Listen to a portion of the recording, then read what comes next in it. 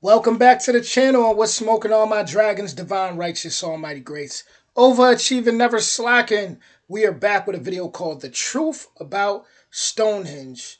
Now, before I hop into it, I want to give a couple shout outs. The people that I always see comment showing love. So Helen Wood, 8482, thank you for always commenting and just always spreading your knowledge and just being an awesome person, right? Caroline Grant 7788, so 7788. Much love to you. Tony Young 5131. Much love. Caroline underscore Scotland. Much love. It's a lot of y'all. Sue K. Jonathan Ingold 2918. I mean, there's a lot of people that are just constantly just spreading joy. You know, I got my buddy with me today, by the way, if you guys can see. His name is Goku.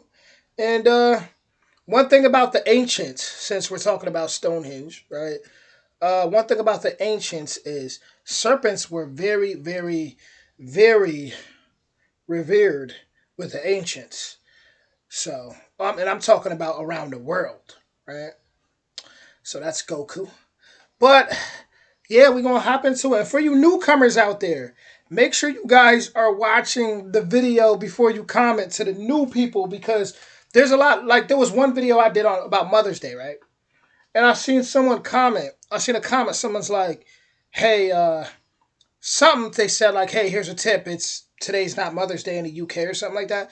But it's like, if you watch the video, you'll see that I say that. I figure that out. I'm like, oh, today's not Mother's Day in the UK. It's Mother's Day in America. So it's like, for the newcomers, you guys definitely should watch the video and get what I'm saying before the comments come. But with that being said, let's hop into this and let's find out about Stonehenge. Here we go. Original link is in the description. Most people's idea of Stonehenge is of a mystical and mysterious place filled with fog and chanting druids. The first part of that is pretty true, but that second bit about the druids? Yeah, not so much. I'm Siobhan, and this is Anglophenia. Stonehenge was built over many hundreds of years, from the late Neolithic until the early Bronze Age. The stones were raised somewhere between 2400 and 2200 BCE, but the earthworks surrounding them had been there in some kind of shape or form almost 1,000 years before that. The Celts didn't move into Britain from mainland Europe until about 500 BCE. That means that there weren't any druids around until almost 2,000 years after Stonehenge was built. So it would have been an ancient monument, even to the druids, which is pretty amazing. I was just about to say, that is pretty amazing. That is. My theory about humans, period, is that I've said this before, that I believe from my studying, I believe we are a lot more ancient than we think. I believe that 500 million years ago was yesterday. Was like yesterday. I believe that's how old things get, right? Millions and millions of years old. And I believe we're kind of told that we have this starting point, so we're limited. And we think, oh, well, no, but I believe we are very, very, very, very ancient. Like, a lot of us. Especially, well, I ain't going to go as deep as I was about to go. I'm going to just play the video, because I tend to go a little too deep. Who were the druids anyway? Well, these men served as priests in Celtic society during the Iron Age. Most of what we know about the druids comes from the writings of Britain's Roman invaders, so they're a bit unreliable. The druids were thought to carry out religious rituals, including human sacrifice, and they were really big into oak trees. Like, really, really into them. Hey, I love trees. I got a tree right now that I actually go to. And I haven't been there in a little while, but last year, summer solstice, I definitely made some, like this, out of sticks. I put like these sunflowers around it, and I gifted that specific tree that I hug all the time when I'm that way. Yeah, I love trees. Trees to me are like, I can't explain it. It's like it feels like they're almost observers, like they've been here for so long. And could you imagine if trees could speak, the stories that they would tell us? Whew. Where did this connection between Stonehenge and the Druids come from? Well, it was first suggested by John Aubrey in the 1640s, but it was this guy, William Stukely, who really popularized the idea. Stukely was an 18th century antiquarian and, well, a little bit eccentric. He was fascinated by Stonehenge and its surrounding area, which is covered in other strange ancient monuments. Now, to be fair, there is some logic to him assigning the building of Stonehenge to the Celts. If you look at historical sources, they are the first mentioned inhabitants of Great Britain. He was also the first person to notice that the standing stones were built to line up with the solstices. They were important dates in the Celtic calendar. There were also many theories about the building of Stonehenge circulating at that time, including that it was a Roman temple and that it was built by ancient giants. And there was a general fascination with druids, the occult, and other weird and mystical beliefs during this period. For example, Sir Isaac Newton, a friend of Stukely's, wrote extensively on biblical prophecies about the end of the world. But our friend Stukely really took it to the next level. He became obsessed with the idea of druids, to the point where he built a druidic garden behind his house, he started doing rituals at Stonehenge, and he even started signing his name Archdruid Kindernax. He wrote an elaborate work published in 1740 called Stonehenge, a temple restored to the British Druids, in which he laid out all of his ideas. Now, there was some good archaeology in there, but most of it was pretty crazy. But when you repeat nonsense enough times, somehow it has a way of sticking. You know, kind of like viral videos. Oh, I'm gonna ask you this later, but please share this on Facebook. The real builders of Stonehenge remain fairly mysterious, although researchers at the University of Sheffield have done some pretty great excavations there recently. Some of the stones were brought all the way from Wales. Wales! That's hundreds of miles away over very unwelcome, hilly terrain. And remember, these people hadn't even invented the wheel. Man, I am glad I have the internet so I can just fill my time with stuff. So that's where the connection between Stonehenge and the Druids comes from. One man's obsession with an ancient religion turned into an idea so universally accepted that it's almost always taken as fact. There are even modern-day Druids who have adopted Stonehenge as a holy site. What other British myths should I explore? Tell me in the comments, and don't forget to subscribe. Amazing video, you know. What I personally think, though, wow, she actually has a lot of really good content that I see popping up in the recommendations. Ooh, Britain's scariest mythical creatures. That I might have to do that next. But honestly, guys, like, I just feel like this once again, like I stated earlier, I feel like there's a lot of things are a lot more ancient than we think. I feel like we don't really know the truth. I just that's just what I believe. That's my theory. I think we don't really know the truth. I think even when we feel like we figured something out, we still don't really know.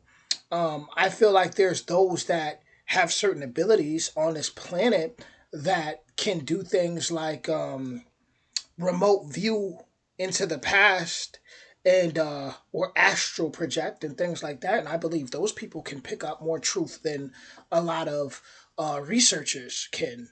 That is what I believe, because there has been more people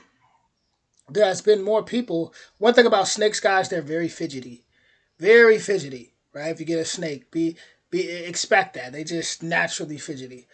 But you know, I just felt like there's been so much people that have been what we call prophets, you know, and they've been a lot more accurate than researchers. They've helped the researchers to uncover truth. So just off me observing and analyzing, it's like I used to see this as an example, right? Let's go to West Africa, right? Let's go to the Dogon tribe. The Dogon tribe, they knew about Sirius B when you couldn't even see it with the physical eye. Like, you couldn't see it, but they already knew. They already had all these carvings and these things that just blew the Westerners away. So the Westerners were like, you know, they had to make a certain telescope that was advanced to where, because like I said, you can't see Sirius B with the physical eye. So they ended up building that just to see if it was true, and it turned out it was true, and they knew about the cycles every certain amount of years, all these things the Dogon knew that today is still a mystery to Westerners. And the Dogon literally goes, you know what they literally say? They said their ancestors came down from Sirius B, called the Nomos. They came down and gave them all this knowledge, right? And it's crazy because then since my ball python is here, then you go not too far from where the Dogon are. You got another area in West Africa where it has like this the biggest albino population from animals to like you'll find an albino ball python, you'll find albino elephants, albino humans, albino mouse, and they said that their ancestors came down and gave them that albinism kind of as a gift. So you have all these special things around the world that are still a mystery to modern day researchers. So when I look at Stonehenge, truth is, I can't. No matter how much new research comes out, I can't really sit there and be like, "Oh, that's it."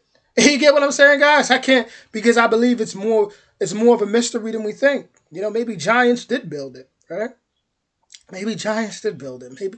Maybe it's the crazy things that are more accurate. Maybe it's the crazy things that are more accurate. I mean, to what I said about the Dogon and the Nomos. Now, look into what is it called? Echo something. When people like where you see those uh Africans that would go like dolphins do that, right? They were literally speaking a more ancient language that we were taught to kind of make fun of. Like when you look at South Park, they'd make fun of so much. Like I wouldn't be surprised if there was a episode in South Park where they're like knocking down Stonehenge or just doing something stupid because South Park always like makes fun of everything. But you would see like parts in South Park or certain shows where they're making fun of Africans like for doing a clicking noise. But there was literally dolphins. This place, and I forgot where it was, where this guy would have dolphins, and that would swim around pregnant women, making that sound. And when they did research, those babies, when they were born, they would have a higher IQ. And there was also this one guy who was blind, and he started to. There's a lot of them now who they do that clicking sound, and they don't even need. It's like they're not even blind anymore. Look it up, guys. Look it up. I know it sounds crazy, but just look at the point I'm trying to make to tie that to Stonehenge is if we're realizing we have certain abilities or we're realizing certain things that are a mystery to us, imagine way back what they knew. Like the way they built this could be a whole nother way that we haven't even been able to really realize yet. They could have built this a whole nother way. It could have been, listen, they could have used some advanced technology we don't even know about. It could have been, for all we know, it could have been magical. They could have just, and the stones just, I don't know. I'm going somewhere else with it, but I like to take people's minds somewhere else. I like for people to think, right? To really think. Because at the end of the day, people can research the stuff I say, and you're going to realize real quick, man, that kid's not lying. That he's not lying. He's not. I know it might sound weird to those, across the pond when we address ourselves as kid. I don't know, it's an American thing. But yes, I am grown. I'm not a kid. I'm 31. But when, I don't lie. At the end of the day, like I'm not lying. Like I mean, we all, I guess, we've lied in our life. So I'm not sitting here saying that. But what I'm saying is, what I spew out information, it's always researched. It's not just something I just saying to sound good. So that's what I definitely would want to visit Stonehenge. I love how people go out there for the solstice, and and just honor. I love honoring nature. Mother Nature is beautiful. It's amazing. I love honoring the cycles and the seasons. Uh, what is it? It's May, so I would say yeah. Next up is actually the summer solstice. Around June 20th to the 22nd, around that time, yeah, it would be the summer solstice for sure. So that's gonna be amazing. I wish I could like be there, and so I know Stonehenge is gonna be like amazing during the summer solstice. And if you guys have been out there during that period, or are planning to go out there, definitely let me know. I mean, that is beautiful. I love it. So yeah, this has been an interesting conversation. With that being said, original link will be in the description, and I really do think I'm about to dive into that Britain's scariest mythical creatures. I just love mystery, and I love hearing about things that to our human mind is hard to download. It's hard for us to say how can that be real. Those are the things I love the most. And I think most people do. That's why ghost stories are so big. Go to TikTok, type in ghost stories, you'll see they're big, very big right now. So and it's because our human mind might be like it's not real, but deep down in our soul, there's something our soul knows, right? So I will see you all soon. Much love. And Goku says, have a nice day.